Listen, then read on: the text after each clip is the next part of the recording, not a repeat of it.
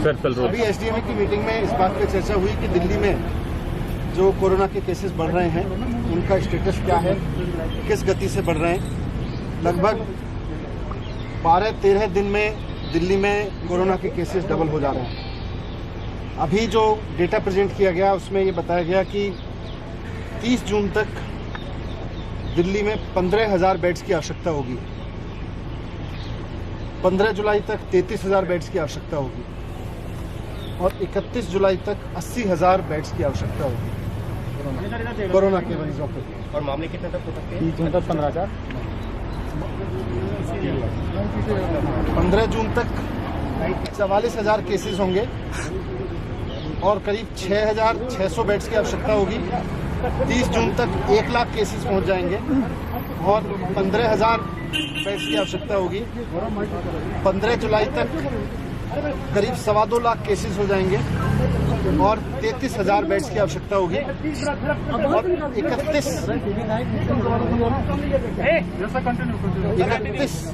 31 जुलाई तक करीब 5.5 लाख केस पहुंच जाएंगे दिल्ली में और उसके लिए करीब 80,000 बेड्स की आवश्यकता होगी।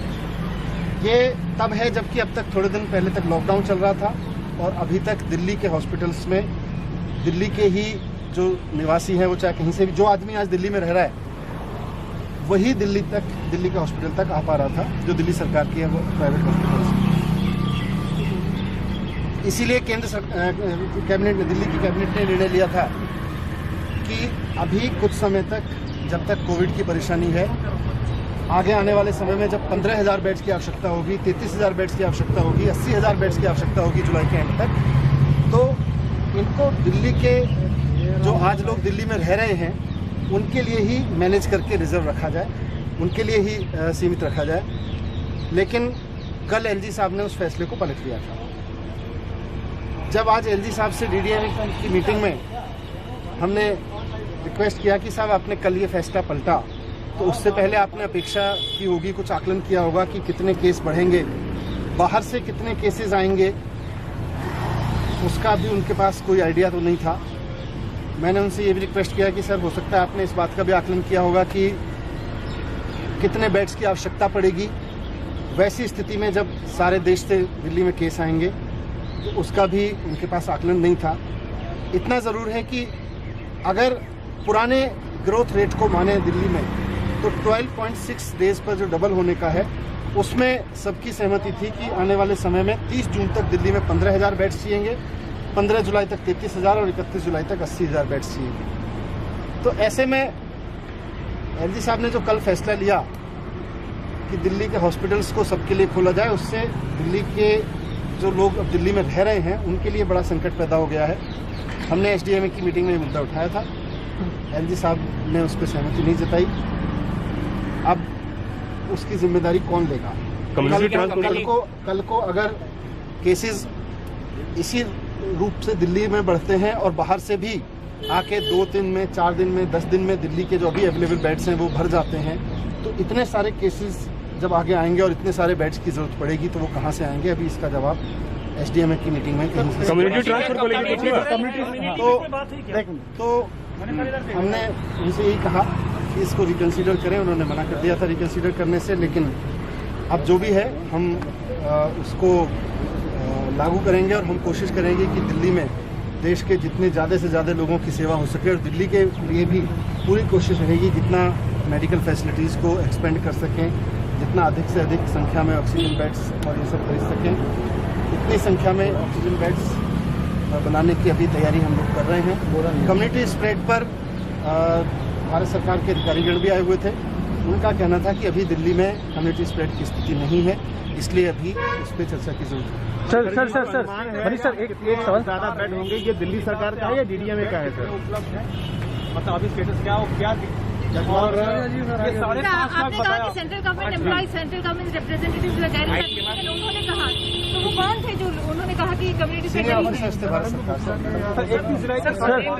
कहा कि 50% केसेस के ट्रेस नहीं है, ऐसे में आप लोगों ने कंटेस्ट किया सर सेंटर के क्लेम को?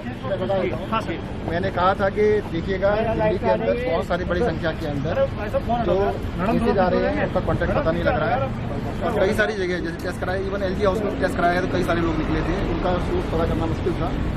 तो दिल्ली के अंदर अब हम टेक्निकलिटी में ना जाएं, और कल एम्स के डायरेक्टर ने खुद कहा था कि दिल्ली के कंटेनमेंट जोन में कम्युनिटी स्प्रेड है, परंतु ये टेक्निकल इशू है और इसके बारे में फैसला केंद्र सरकार ही कर सकती है।